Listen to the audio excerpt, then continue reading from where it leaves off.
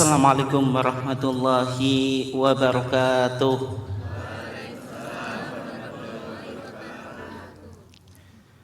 Alhamdulillahi rabbil alamin. Asyhadu an la ilaha illallah al-malikul haqqul mubin. Wa asyhadu anna Muhammadan abdullahi wa rasuluhu shadiqul wa'dil amin. Wassalatu wassalamu ala afdhalil mursalin Sayyidina Muhammadin wa ala alihi wattabi'in. Amma ba'd. Yang saya hormati Kepala Sekolah SMA Negeri 1 Bojonegoro dan segenap Dewan Guru, kemudian Ketua OSIS, Ketua Panitia, adik-adik sekalian yang berbahagia atau sedih pada saat ini? Berbahagia ya? Berbahagia karena kita memperingati Isra dan Mi'raj. Bagaimana perjalanan spiritual Nabi dari mana? Masjidil Haram ke Baitul Maqdis atau Masjid Al-Aqsa. Oleh sebab itu momen yang luar biasa bagi kita untuk mengkaji bagaimana perjalanan spiritual Nabi. Tapi sebelumnya, alhamdulillah kita semuanya di sini diberikan kenikmatan yang berupa kesehatan dan juga kesempatan sehingga kita bisa tafaqquh fiddin, mendalami agama di dalam momentum peringatan Isra dan Mi'raj pada pagi hari ini. Salawat dan salam semoga tetap terlimpahkan kepada junjungan kita Nabiullah Muhammad sallallahu alaihi wasallam, keluarganya, sahabatnya dan seluruh orang yang mengikutinya sampai hari kiamat. Bapak-bapak dan ibu-ibu sekalian, adik-adik sekalian yang dimuliakan Allah. Kalau kita bicara tentang Isra dan Mi'raj, ada dua istilah. Yang pertama apa? Isra, yang kedua Mi'raj. Isra dan Mi'raj itu apa? Ini adik-adik catat ya, nanti saya tanya itu. Yang pertama Isra. Isra itu dari kata asra yusri isra'an. Artinya melakukan perjalanan pada malam hari atau traveling perjalanan tapi di waktu apa? Malam. Itu yang disebut dengan apa? Isra. Yang kedua Mi'raj. Mi'raj itu apa? Mi'raj itu the ascension, yaitu kenaikan. Itu yang disebut apa? Mi'raj. Dan yang disebut Isra dan Mi'raj itu apa? Kalau Isra itu perjalanan malam Nabi dari Masjidil Haram ke mana? Masjidil Aqsa. Kalau Mi'raj, kenaikan Nabi Muhammad sallallahu alaihi wasallam dari Baitul Maqdis atau Masjidil Aqsa ke mana? Ke Sidratul Muntaha, ke langit yang 7, kemudian ke Baitul Ma'mur, ke Sidratul Muntaha, kemudian ke Maqam Mukafahah. Nabi Muhammad apa? Berbicara langsung dengan Allah dan menerima perintah apa tadi? Salat. Itu yang disebut dengan apa? Mi'raj. Tapi sebelumnya, adik-adik sekalian yang dimuliakan Allah, yang menjadi pertanyaan kenapa Nabi Muhammad itu penting untuk diisrakan, yaitu melakukan perjalanan malam. Perjalanan itu menghibur atau menyedihkan adik-adik? Menghibur ya. Makanya suka jalan-jalan ya. Jalan-jalan kemana nih? Ke mall ya yang paling suka. Yang lainnya kemana? Dan Nabi Muhammad SAW itu diisrokan oleh Allah Subhanahu wa taala, tujuannya juga tasliyah, yaitu menghibur, to entertain, yaitu menghibur. Kenapa Nabi Muhammad SAW itu penting untuk dihibur melalui perjalanan apa? Spiritual. Ada alasan yang cukup penting. Ada alasan apa yang cukup penting? Itu adik-adik dengarin. Yang pertama, pamannya Abu Thalib, siapa? Pamannya Nabi, kok pamannya Abu Thalib? Pamannya Nabi yang bernama siapa? Abu Thalib. Itu seorang figur, seorang tokoh kafir apa? Quraisy. Abu Thalib dalam perjalanan dakwah Nabi penting atau tidak? Penting, karena Abu Thalib itu yang membackup dakwahnya apa? Nabi. Dan ketika itu Abu Thalib meninggal. Ketika itu apa? Siapa? Abu Thalib meninggal. Berarti dengan meninggalnya Abu Thalib, dakwahnya Nabi kehilangan si tokoh yang membackup atau enggak? Ya, penting atau enggak dakwah itu didukung atau dilindungi oleh orang yang bisa memproteksi dan membackup? Penting atau enggak? Kita dakwah itu penting didukung atau enggak? Penting. Penting dilindungi? Penting. Nah, ketika Abu Thalib meninggal, maka Nabi kehilangan apa? Sosok yang melindungi dakwahnya Nabi. Oleh sebab itu Nabi sedih atau enggak? Sedih. Yang kedua, Abu Thalib itu meninggal sudah masuk agama Islam atau belum? Sudah beriman kepada Nabi Muhammad SAW atau belum? Belum. Nah, kalau belum, meninggalnya mengikuti agamanya siapa? Agamanya siapa? Ya, yang jawab tadi, agama siapa? Agamanya Habib. Agamanya siapa? Agamanya Abdul Muthalib. Atau mengikuti agama apa? Kafir Quraisy. Mengikuti agama apa? Paganisme. Paganisme itu apa? Penyembah berhala. Itu. Apakah Nabi tidak sedih? Sedih. Kenapa? Karena seseorang yang memproteksi dakwahnya Nabi, yang melindungi dakwahnya Nabi, meninggal belum beriman kepada agamanya siapa? Nabi. Ketika Abu Thalib meninggal, maka ketika itu didatangi oleh Nabi Muhammad SAW. Yang kedua didatangi oleh Abu Jahlin atau Abu Jahal. Abu Jahlin itu apa maknanya, adik-adik? Artinya apa? Abu itu bapak, Jahlin itu apa? Jahlin apa? Jahlun? Kebodohan. Bapaknya orang yang bodoh. Makanya jangan sampai kalau sekolah pinter ya, nanti kalau nggak pinter itu jadi anak buahnya siapa? Abu Jahlin. Murid-murid SMA 1 harus cerdas, nggak boleh apa? Bodoh. Pintar itu wajib, bodoh itu apa? Bodoh itu dosa. Ingat-ingat itu. Pintar itu hukumnya apa? Wajib. Bodoh itu apa? Dosa.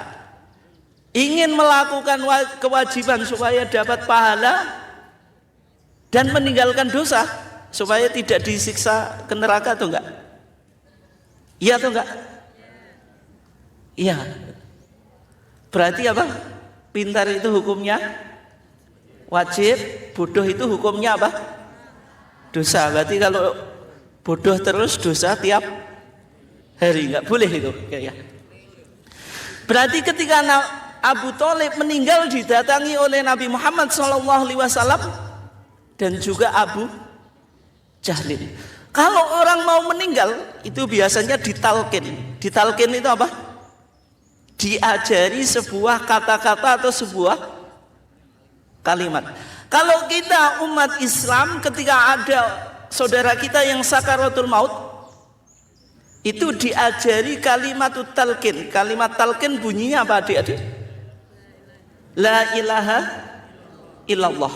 La ilaha, tiada Tuhan. Ini bentuk apa? Negasi. Kita meniadakan ketuhanan. Illallah, ini bentuk isbat atau afirmasi. Kita tetapkan Allah itu satu-satunya apa? Tuhan. Ketika itu Abu Jahal mentalkin Abu Thalib, Nabi Muhammad juga mentalkin siapa? Abu Thalib. Karena Abu Thalib ini sosok pamannya Nabi, maka Nabi mengatakan, ya ammi, wahai pamanku, kul la ilaha illallah, ucapkanlah la ilaha illallah, kalimatun uhaju biha laka indallah. Wahai pamanku, sesungguhnya kalimat tauhid ini kalimat yang saya bisa berargumentasi nanti di depan apa? Allah. Artinya disuruh masuk apa? Islam. Yang Abu Jahal itu juga mentalkin, wahai Abu Thalib, apakah engkau mau meninggalkan tradisi nenek moyang? Apakah engkau mau keluar dari agama yang dipegangi oleh Abdul Muthalib? Berarti ada dua kompetisi antara yang hak dan yang batil. Tapi sayangnya Allah Subhanahu wa taala mentakdirkan Abu Thalib itu meninggal belum sempat mengucapkan apa? La ilaha illallah. Tapi Nabi Muhammad sebagai seorang yang ingin membalas budi, maka Abu Thalib ini tetap didoakan. Tetap apa? Didoakan.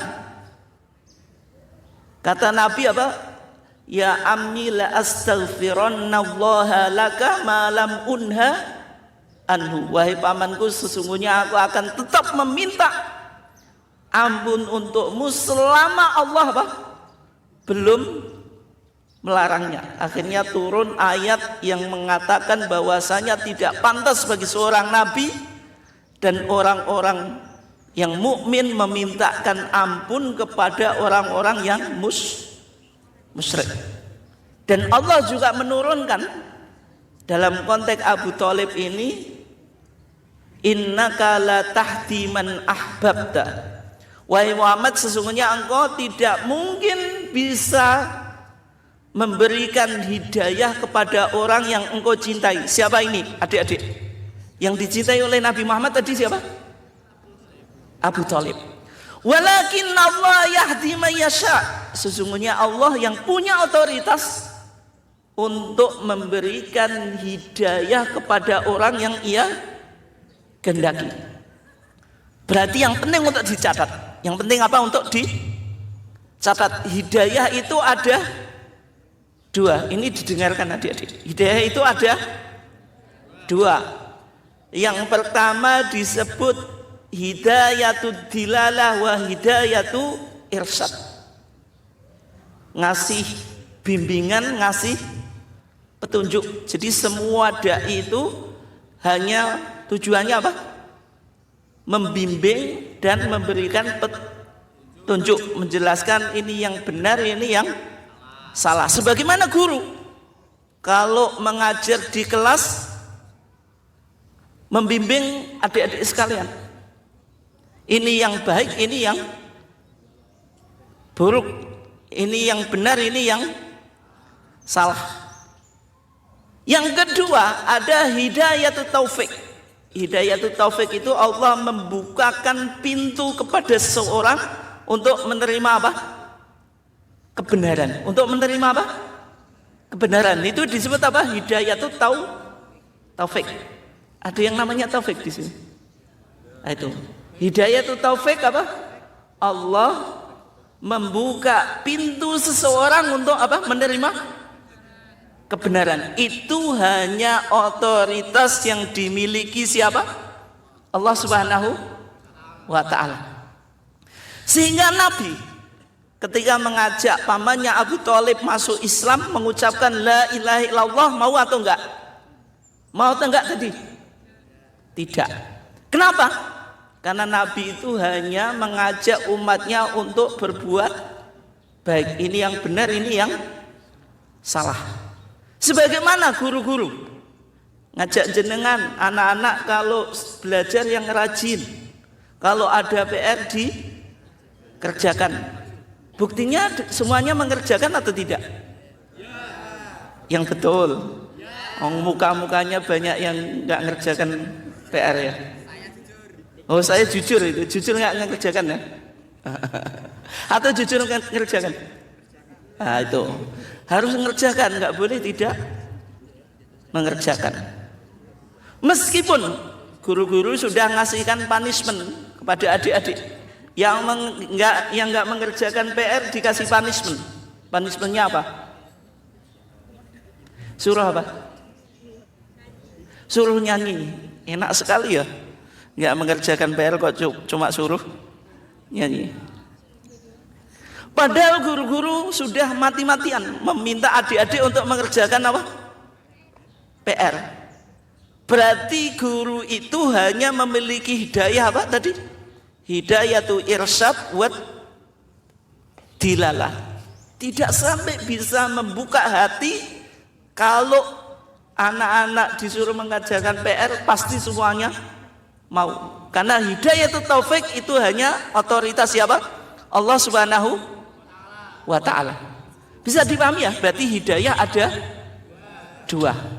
Kalau hidayah itu dilalah wa irsyad itu hanya membimbing, mengajak yang baik dan yang benar, tapi tidak harus apa? Tidak harus berhasil. Tapi kalau hidayah itu taufik itu pasti apa?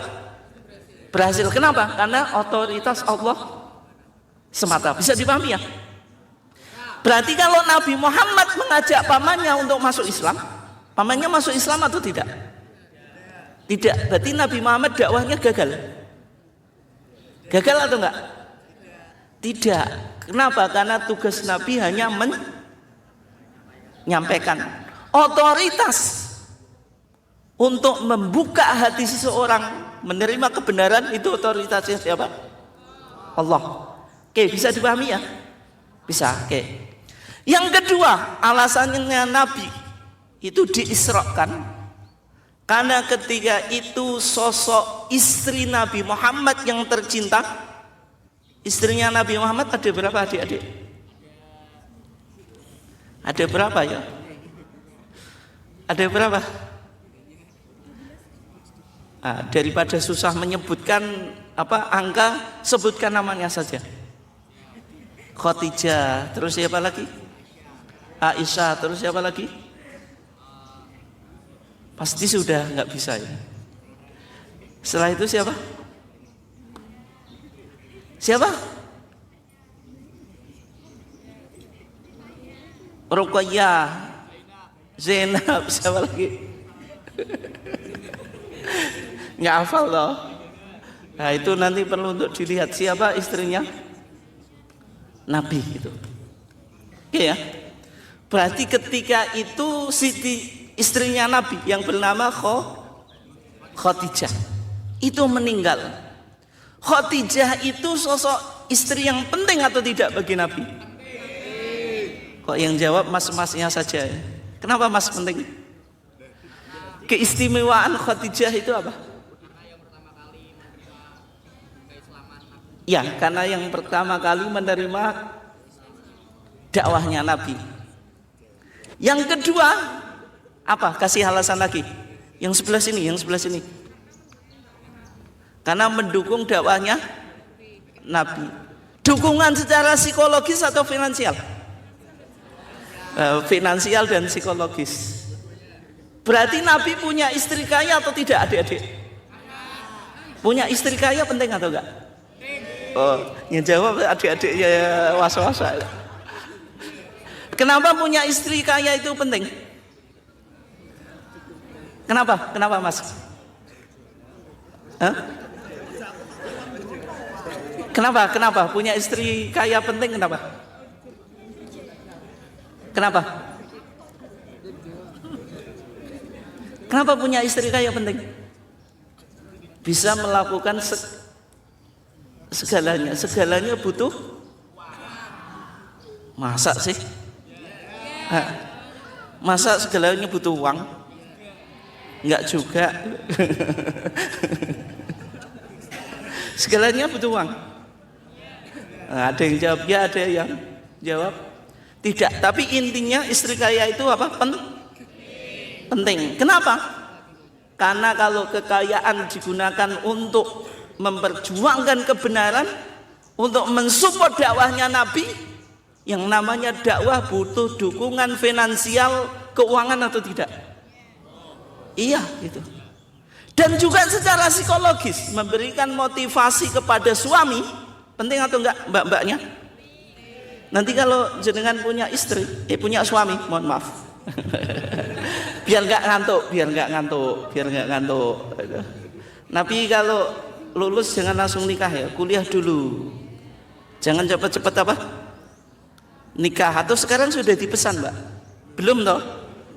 Nah, kalau dipesan nggak apa-apa, tapi nunggu sampai saya lulus apa? Jawabnya lulus sekolah, lulus kuliah mbak, bukan lulus sekolah ya, lulus kuliah. Itu dipesan nggak apa-apa, tapi apa? Tunggu saya sampai lulus kuliah. Sepakat? Sepakat atau enggak? Sepakat itu. Berarti istri yang bisa memberikan dukungan secara psikologis penting atau enggak?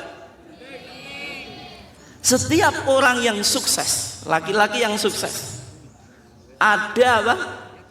Wanita di balik apa mbak? Kesuksesannya. Betul atau enggak mbak? Betul mas? Berarti seorang laki-laki butuh istri yang ngasih support, ngasih apa? Dukungan psikologis. Perempuan perannya apa mbak? Ngasih dukungan pada suami. Jangan sampai jadi istri malah suaminya tidak pernah didukung, dimusuhi terus ya mbak. Nah, itu nggak boleh, itu nggak meniru sosok apa? Khadijah itu. Tapi Nabi itu juga punya istri yang selain Khadijah, yang terkenal siapa tadi yang sudah? Aisyah. Kalau Aisyah itu kelebihannya apa? Kelebihannya apa mbak Aisyah itu? Cantik katanya. Nah, kenapa kok cantik mbak? Ya memang cantik. Perempuan ya, setiap perempuan apa? Cantik. Yang betul. Ya, Aisyah itu apa? Cantik. Yang kedua, ini dengerin mas, ini ngomong cewek. Tapi cewek yang positif ya, bukan cewek yang negatif. Aisyah itu kelebihannya apa tadi? Satu-satunya istrinya Nabi yang perawan, yang lainnya itu janda. Nabi itu poligami. Poligami itu memiliki banyak istri. Tapi istri satu cukup toh? Cukup ya. Nah, ini yang jawab mbak-mbaknya takut ya. Kalau mas-masnya nggak berani jawab, mau menjawab, nah insya Allah cukup. Ya. Nah, meskipun Nabi poligami, punya istri lebih dari satu, tapi di antara istri Nabi itu semuanya janda kecuali Aisyah. Artinya Nabi ketika apa? Menikah lebih dari satu itu bukan semata tujuan nafsu. Kalau tujuan nafsu, kenapa Nabi pilih janda? Yang perawan-perawan masih muda, masih cantik banyak, kok milih yang janda bekas suaminya orang. Tapi satu-satunya istrinya Nabi yang masih perawan siapa? Aisyah. Anaknya siapa? Abu Bakrin As-Siddiq. Aisyah terkenal sebagai istri yang cantik. Berarti perempuan cantik penting atau enggak mbak? Penting atau enggak mbak? Penting, tapi kalau sekolah jangan selalu bawa make up ya. Tiap hari izin, Pak, oh saya mau ke belakang. Ke belakang ngapain? Make upan. Izinnya apa? Mau ke belakang, bersolek terus. Kalau sekolah enggak ya. Yang penting rapi saja. Masa sekolah pakai lipstik, pakai Parfumnya kalau jalan mas-masnya tanya, yang lewat tadi siapa gitu. Karena parfumnya apa? Orangnya sudah lewat, parfumnya apa? Ketinggalan. Pengalaman mas. Intinya perempuan cantik itu penting atau enggak? Penting. Meneruskan jejak siapa? Aisyah. Tapi yang perlu dicatat, Aisyah itu apakah hanya cuma cantik, cuma beautiful? Tidak. Aisyah itu juga smart. Smart itu apa? Pintar. Berarti mbak, yang perlu dicatat, jenengan harus jadi wanita atau perempuan yang cantik, tapi tidak cukup dengan kecantikan, tapi yang penting apa tadi? Juga smart, juga pintar. Buktinya apa? Ketika Nabi meninggal, yang meriwayatkan hadis Nabi itu siapa? Aisyah. Aisyah menjadi rujukan sahabat-sahabat yang lain atau sahabat-sahabat laki-laki yang lain. Kalau ini di zamannya Aisyah, yang ngomong di sini itu Aisyah, bukan saya, karena saya laki-laki. Aisyah apa? Perempuan. Berarti istri yang cantik dan istri yang pintar penting atau enggak? Penting. Tapi kalau saya tanya kepada semua adik-adik, ini dijawab ya. Pertanyaannya penting ini. Ada door prize-nya atau enggak? Enggak ada. Meskipun enggak ada door prize-nya, didengarkan. Yang bisa jawab. Istri yang cantik pintar, kaya yang loyal, pilih yang mana? Pilih yang mana? Ya pilih dua-duanya. Kalau cantik pintar meniru siapa? Aisyah. Kalau kaya dan loyal menurut siapa? Khadijah. Itu jawabannya ya. Antara cantik pintar dengan loyal kaya, lebih baik mana? Dua-duanya ya. Nah, itu milih yang sempurna. Padahal di dunia itu tidak ada yang sempurna. Semuanya apa? Memiliki kekurangan. Nah, terlepas dari itu ya, kita kembali ke topik. Nanti saya ke situ terus kalau nggak saya stop. Berarti ketika itu Abu Thalib meninggal, Khadijah juga meninggal dalam 1 tahun. Dalam apa? 1 tahun. Sehingga tahun ini dalam sejarah Islam diistilahkan the year of sadness. The year of sadness artinya apa? Tahun kesedihan atau amul husni. Amul apa? Husni. Sehingga Allah Subhanahu wa taala penting menghibur Nabi melalui perjalanan spiritual dengan melakukan apa? Isra dan Mi'raj. Dan Isra dan Mi'raj itu terjadi sebelum Nabi hijrah dari Mekah ke Madinah. Dalam Aqidatul Awam yang ditulis oleh Syekh Sayyid Ahmad Marzuki, wa qabla hijratin nabiyil Isra min Makkatin lailan bi Qudsin yudra. Wa qabla hijratin nabiyil Isra, sebelum hijrahnya Nabi dari Mekah ke Madinah dilakukan apa? Isra. Min Makkatin, tempatnya dari mana? Dari Mekah. Waktunya kapan? Lailan, pada waktu malam. Ila Qudsin, ke Quds atau Baitul Maqdis atau Masjidul Aqsa. Yudro, sebagaimana yang difirmankan oleh Allah, subhanalladzi asra bi 'abdihi lailan apa? Minal masjidil harami ilal masjidil aqsa alladzi barakna haulahu linuriyahu min ayatina innahu apa? Huwas sami'un basir. Maha suci Allah yang asra, yang memperjalankan. Berarti Isra-nya Nabi itu keinginan sendiri atau keinginan Allah? Keinginan Allah. Bi'abdi, dengan hambanya. Yang menjadi pertanyaan ini adik-adik didengarkan. Isra dan Mi'raj itu dengan jasad dan roh atau hanya roh saja? Jasad dan roh atau roh saja? Roh itu kan bisa melayang tapi tubuh kita masih ada di tempat. Contohnya apa? Ketika adik-adik apa? Tidur. Imam Ghazali itu penting. Imam Ghazali itu siapa? Hujjatul Islam yang menulis kitab apa? Ihya Ulumuddin. Ketika beliau mencari kebenaran, searching the truth, mencari apa? Kebenaran. Beliau menguji berbagai macam sumber kebenaran, di antaranya melalui apa? Akal. Sumber ilmu pengetahuan secara epistemologi, kita bisa mengetahui sesuatu itu dari akal. Akal manusia itu punya keterbatasan atau enggak? Coba keterbatasan akal apa? Kalau panca indera itu jelas memiliki keterbatasan. Salah satu panca indera apa? Coba sebutkan. Mata punya keterbatasan. Keterbatasannya apa? Kita tidak bisa melihat apa yang ada di belakang gedung ini. Berarti mata kita apa? Punya keterbatasan. Ketika adik-adik keluar di bawah terik matahari, biasanya dari jarak yang cukup jauh kita melihat seakan-akan ada apa? Air. Itu disebut apa?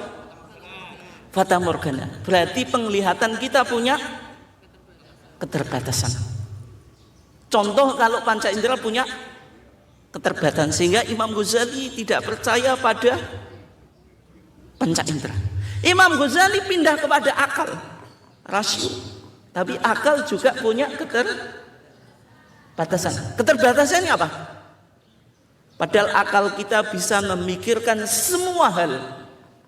Kalau adik-adik belajar filsafat, semuanya bisa dipertanyakan. Tapi ternyata akal kita punya keterbatasan. Keterbatasan akal apa? Yuk, yang bisa jawab siapa? Keterbatasan akal apa? Akal itu tidak bisa menggambarkan kebenaran ketika apa? Kita tidur. Kalau tidur itu kita kan bermimpi. Oh, saya bermimpi shopping ke mall. Ini mbak-mbaknya ya. Sukanya shopping. Beli apa? Beli tas baru, beli baju baru, beli pizza. Ya. Ternyata makan pizza habis dicokot terbangun. Karena kesiangan, ibunya sudah membangunkan, waktunya berangkat sekolah. Padahal tadi nyokot apa? Pizza. Yang dibayangkan sesuai dengan realita atau tidak? Sesuai dengan realita atau tidak? Tidak, berarti akal punya keterbatasan. Nah, sehingga kalau ditanya Isra itu dengan jasad atau ruh saja? Maksudnya kalau dengan ruh saja Nabi kayak orang bermimpi, tiba-tiba apa? Terbangun. Atau Nabi tidak bermimpi tapi ruhnya keluar sebagaimana orang yang tapa. Tapa itu apa? Yutopo pokoknya sakti ya. Sukmanya meraga sukmanya keluar. Nah, Isra dan Mi'raj yang perlu dicatat. Nah, Allah Subhanahu wa taala berfirman, subhanalladzi asra bi abdihi, yang disebut abdun. Abdun itu apa artinya? Abdun kok bapak? Abun yang bapak. Abdun apa? Hamba. Kalau orang disebut hamba, manusia itu punya komponen apa? Punya roh, punya jasad. Berarti perjalanan Isra Nabi itu dengan jasad dan roh. Makanya Isra dan Mi'raj itu miracle, mukjizat. Miracle, mukjizat. Yang menarik adik-adik, Isra dan Mi'raj itu terjadi waktunya malam. Tempatnya apa? Dari Masjidil Haram. Masjidil Haram di mana? di Mekah. Ilal Masjidil Aqsa ke Masjidil Aqsa, antara Mekah. Mekah itu di negara mana sekarang? Arab Saudi. Masjidil Aqsa di mana? Di Palestina. Palestina dengan Mekah, dengan Saudi itu jauh atau enggak? Sudah pernah ke sana emang? Lo kok tahu?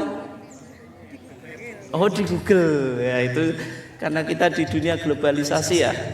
Ada dunia nyata dan dunia apa? Maya. Lebih banyak di dunia maya atau dunia nyata?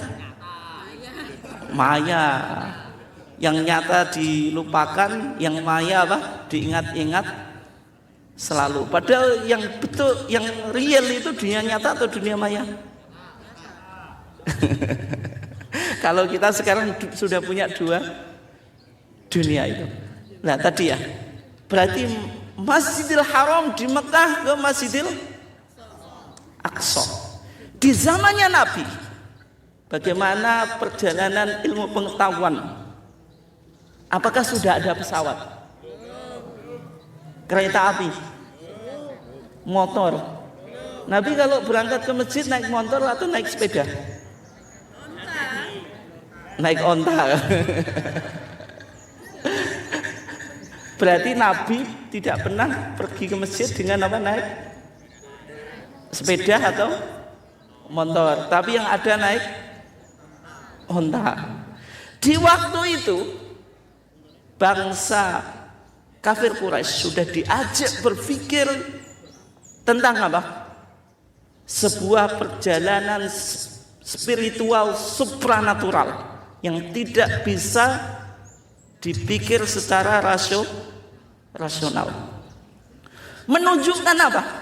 Umat Islam harus paham ilmu pengetahuan. Kalau Nabi bisa melakukan perjalanan spiritual dari Mekah ke Masjidil Aqsa dalam tempo yang sangat singkat, maka ini menginspirasi munculnya ilmu pengetahuan, munculnya teknologi. Kalau manusia bisa menciptakan sebuah teknologi yang apa? Bisa mengantarkan manusia pindah dari satu tempat ke tempat yang lain dalam waktu yang sangat apa? Singkat. Berarti dalam Al-Quran itu bicara ilmu pengetahuan atau enggak? Iya, termasuk apa? Perjalanan Isra dan Mi'raj. Sehingga umat Islam harus cerdas. Harus apa? Cerdas. Banyak tokoh Islam yang menjadi rujukan ilmu pengetahuan. Di antaranya Ibnu Sina, Avicenna dalam dunia apa? Kesehatan, kedokteran, dunia medis. Ada Averroes, Ibnu Rushd dalam dunia apa? Dunia kedokteran. Beliau juga ahli fikih. Berarti ketika itu Nabi mengajak masyarakat kafir Quraisy ketika itu apa? Untuk memikirkan sebuah ilmu pengetahuan, menunjukkan kalau umat Islam harus apa? Harus cerdas, menguasai ilmu pengetahuan, menguasai teknologi. Tapi faktanya apa? Umat Islam masih ketinggalan. Berarti perjalanan Isra dan Mi'raj menginspirasi lahirnya ilmu pengetahuan dalam dunia apa? Islam. Yang menjadi pertanyaan adik-adik, Mekah itu kiblatnya Nabi, kiblatnya umat Islam. Tapi kenapa kok Nabi penting untuk tahu Masjidil Aqsa atau Baitul Maqdis? Kalau orang Yahudi bilang Bait HaQodesh, rumah suci yang menjadi kiblatnya para nabi sebelum Nabi Muhammad. Kenapa risalahnya Nabi Muhammad itu dihubungkan ke Baitul Maqdis? Apa pentingnya Baitul Maqdis? Apa? Karena agama Islam itu merujuk pada sosok siapa? Ibrahim. Sosok apa? Nabi Ibrahim. Nabi Ibrahim punya dua anak. Siapa? Siapa? Ahmad. Ishak sama Ismail. Ismail punya anak siapa? Ishak punya anak siapa? Yakub. Yakub punya anak berapa? 12. 12 ini apa? Suku atau bangsa Yahudi terbagi menjadi 12 suku. Lah ahlul kitab itu the people of book. Orang yang diberi kitab itu sering menguji dakwanya Nabi Muhammad. Kalau dakwanya Nabi Muhammad ini benar, harus punya hubungan dengan agama-agama sebelumnya, termasuk terhadap keyakinannya orang Yahudi yang ketika itu menjadikan Baitul Maqdis atau Masjid Aqsa sebagai apa? Kiblat. Sehingga Nabi Muhammad itu diuji apakah kenabiannya itu betul atau tidak. Makanya Allah penting menunjukkan tentang Baitul Maqdis dalam proses apa? Isra dan Mi'raj. Penting ya? Itu intinya. Adik-adik sekalian yang dimuliakan Allah sekarang.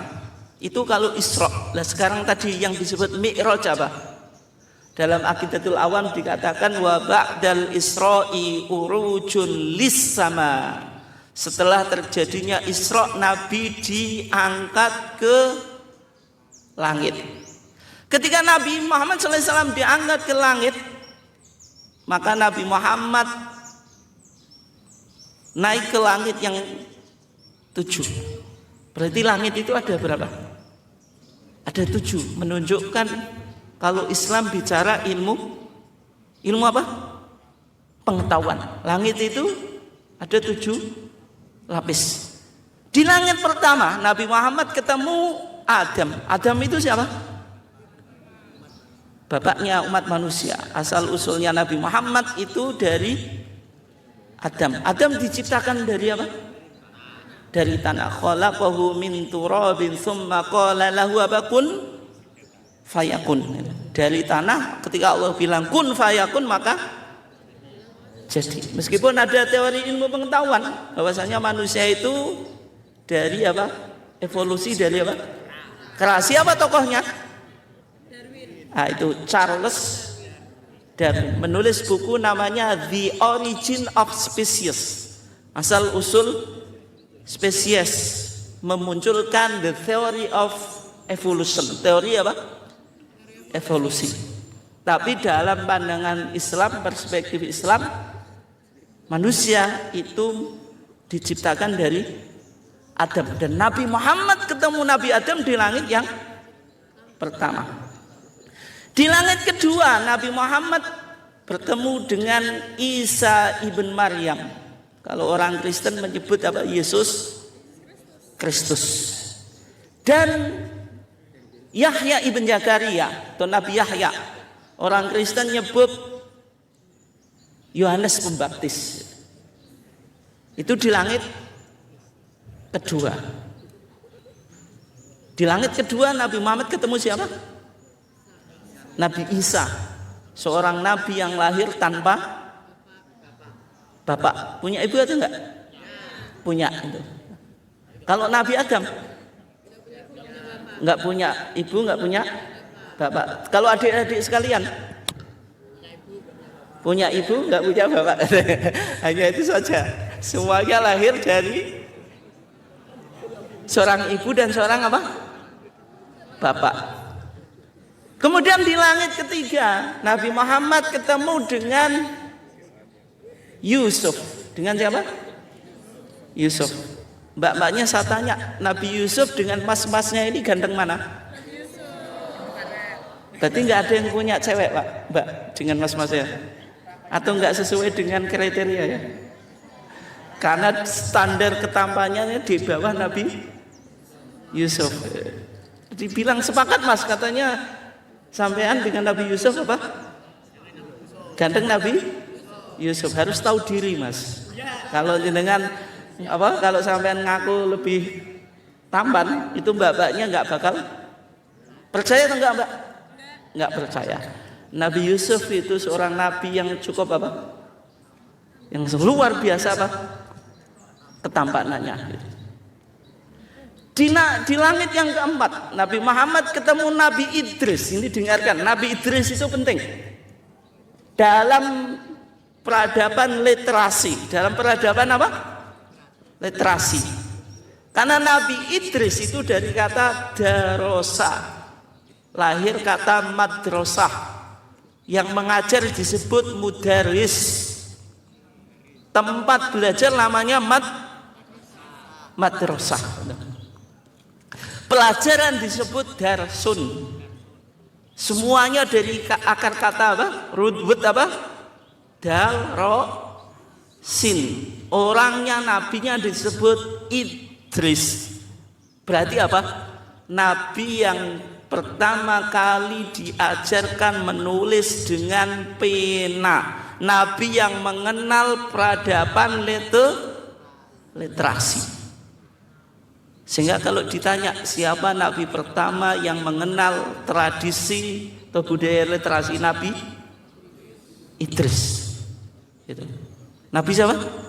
Idris. Menunjukkan sosok Idris ini penting karena dia meletakkan peradaban apa? Literasi. Sehingga adik-adik ini harus betul-betul menjiwai literasi, baca bukunya banyak. Tiap hari baca buku atau enggak? Yang dibaca apa? Buku asli atau buku WA itu? Baca tapi tiap hari baca WA. Ibnu Rus itu seorang ahli fikih yang menulis kitab namanya Bidayatul Mujtahid wa Nihayatul Muqtasid gitu. Itu buku fikih gitu. Dan beliau juga pakar kedokteran, terkenal sebagai the commentator of Aristotle, pensyarah Aristotle. Aristotle itu siapa? Aristotle siapa? Dalam filsafat Yunani itu ada 3 tokoh. Sokrates punya murid siapa? Plato punya murid siapa? Aristotle. Yang mensyarah karya-karya Aristotle itu Ibnu Rus. Makanya Dante Alighieri, siapa Dante Alighieri? Seorang sastrawan dari Italia, menulis buku The Divine Comedy, komedi perjalanan spiritual ke surga dan ke neraka gitu. Itu Dante Alighieri menyebut Ibnu Rus itu the great commentator of Aristotle, pensyarah terbesar dari Aristotle. Beliau Ibnu Rus yang banyak mempengaruhi peradaban barat itu tidak pernah, ini dengarkan adik-adik ya, tidak pernah meninggalkan membaca kecuali 2 hari, kecuali 2 malam. Kecuali apa? 2 malam. Berarti tiap hari apa? Membaca, menulis, mengajar. Membaca, menulis, mengajar. Kecuali 2 malam. Yang pertama, saat nikah. Orang mau nikah itu punya istri, disentuh atau ditinggalkan? Disentuh, tinggal. Itu yang pertama. Yang kedua, ketika malah meninggalnya bapaknya. Selain 2 malam itu pasti kegiatannya apa? Menulis, membaca, dan mengajar. Makanya kalau sekolah harus baca buku ya. Serius ini baca buku ya. Jangan-jangan nggak tahu, mau ujian, mau baru masuk ruang baru baca. Tiap hari baca sih, tapi yang dibaca apa? Yang dibaca Instagram, WA, apalagi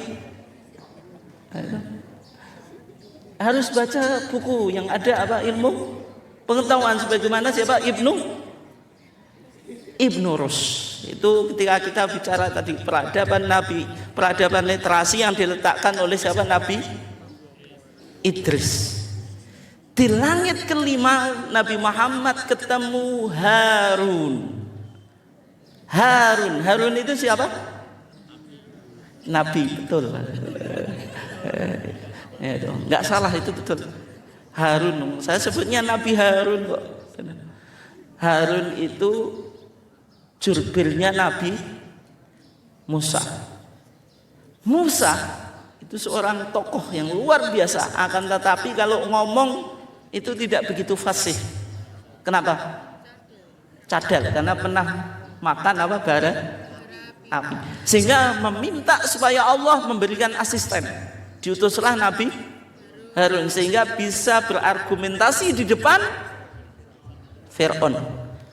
Bangsa Israel itu diperbudak oleh bangsa Kipti. Kipti itu mana? Mesir. Kok tahu Mas? Emang pernah ke sana?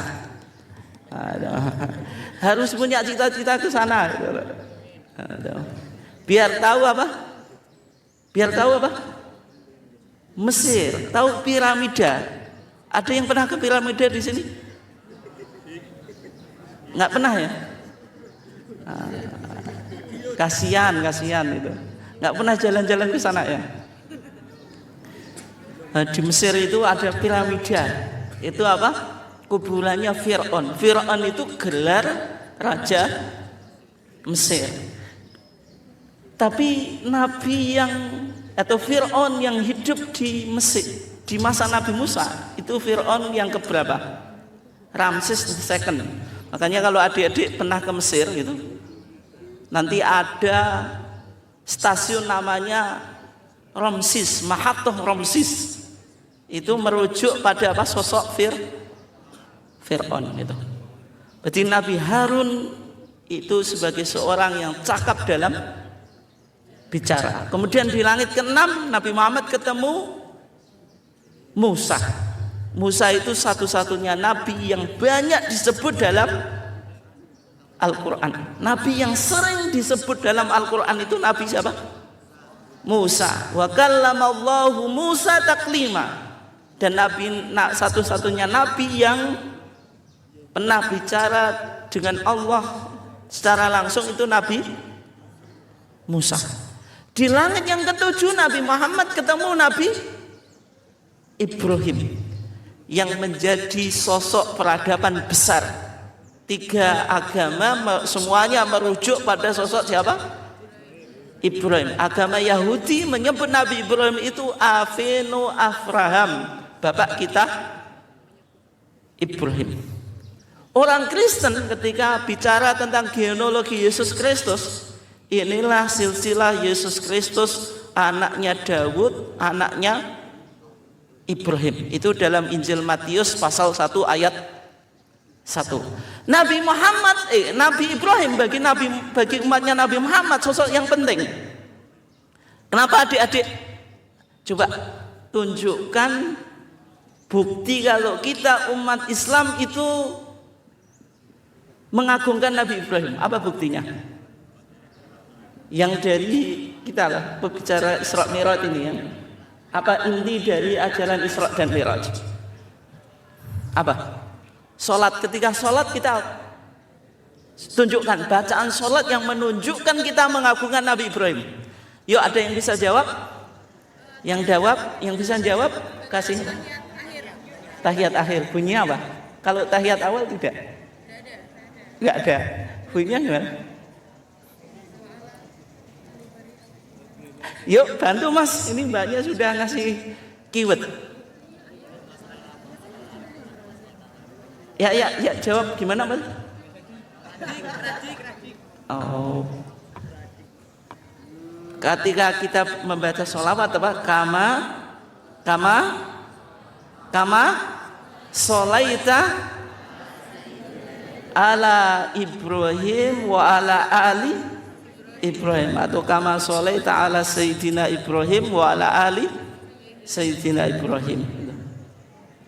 Menunjukkan apa? Ada hubungan antara akidah umat Islam dengan akidah Nabi Ibrahim. Sehingga Nabi Ibrahim penting atau enggak? Penting. Dan syariatnya Nabi Ibrahim ini juga dilanjutkan oleh syariat Nabi Muhammad. Contohnya apa Mas? Ini sudah sunat semuanya. Ada yang belum sunat? Oh, kalau belum sunat kan segera mengikuti apa syariat Nabi Ibrahim. Nabi Ibrahim itu diperintah untuk sunat gitu, khitan. Umurnya berapa Mas? 80 tahun. Kalau jenengan mau ngikuti nggak apa-apa gitu. 80 tahun baru sunat. Tapi pakai apa Mas nanti sunat tidak? Kalau Nabi Ibrahim pakai kapak. Kalau jenengan Kalau Mas yang pakai apa Mas? Pakai laser Mas. Itu ya. Itu menunjukkan kalau syariat kita mengikuti syariat Nabi Ibrahim. Ada haji itu juga meneruskan syariat Nabi Ibrahim. Sehingga Nabi Ibrahim ini penting. Makanya diistilahkan Abul Anbiya, the father of all prophet. Bapaknya semua nabi, the father of all prophet and messengers. Bapaknya semua nabi dan rasul. Itu siapa? Nabi Ibrahim. Kemudian Nabi Muhammad setelah itu ke Baitul Ma'mur, kemudian setelah itu ke Sidratul Muntaha, setelah itu ke Maqam Mukafahah. Nabi Muhammad diberi kesempatan untuk berbicara kepada Allah secara langsung, sebagaimana Nabi Musa tadi, wa kallamallahu Musa taklima. Dan sebagian kitab akidah menjelaskan kalau Nabi Muhammad juga melihat Allah. Satu-satunya orang yang bisa melihat Allah di dunia siapa? Nabi Muhammad. Dalam Aqidatul Awam ya, hatta ra'an nabiyyu rabban kallama min ghairi kaifin walan hisarin. Tapi ketika Nabi Muhammad melihat Allah itu tidak boleh dibayangkan melihatnya bagaimana. Itu tidak boleh, cukup dipahami melihat. Karena kalau kita bayangkan oh Allah itu semacam ini, semacam itu, berarti Allah dalam dimensi ruang dan waktu. Boleh atau enggak Allah dalam dimensi ruang dan waktu? Tidak boleh. Karena Allah itu di luar dimensi ruang dan waktu. Laisa kamitslihi syai'. Allah itu tidak mungkin menyerupai makhluknya. Mukhalafatu apa? Lil hawadits. Allah itu berbeda dengan makhluknya. Tidak ada makhluk yang apa? Waktunya habis ya? Iya, padahal saya belum ngomong sholat, Pak Kepala Sekolah ngomong harus pesan sholat ya, karena waktunya habis. Kita cukupkan, kita akhiri apa?